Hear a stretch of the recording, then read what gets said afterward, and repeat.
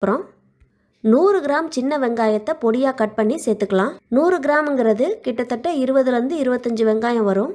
இது கூடவே 10 பல் பூண்டையும் சேர்த்துக்கலாம். வெங்காயம் வதங்கினதும் பெரிய சைஸில் ஒரு தக்காளியை சேர்த்துக்கிறேன். இப்போ தக்காளியும் வதங்கிருச்சு.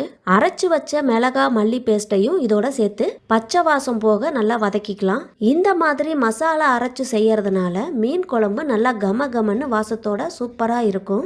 அடுத்ததா தேவையான அளவுக்கு கல்லுப்பு சேர்த்துக்கலாம். கூடவே கலருக்காக கொஞ்சமாக மஞ்சள் தூள். இப்போ மசாலாவோட பச்சை வாசம் போய் நல்லா வதங்கினதுக்கப்புறம் ஒரு பெரிய லெமன் சைஸ் அளவுக்கு புளியை கொஞ்சமாக தண்ணி சேர்த்து கரைச்சி எடுத்து வச்சுருக்கேன். அதை இந்த மசாலாவோட சேர்த்துடலாம். குழம்பு ரொம்ப திக்காக இருக்கிறதுனால கொஞ்சமாக தண்ணி சேர்த்துக்கிறேன்.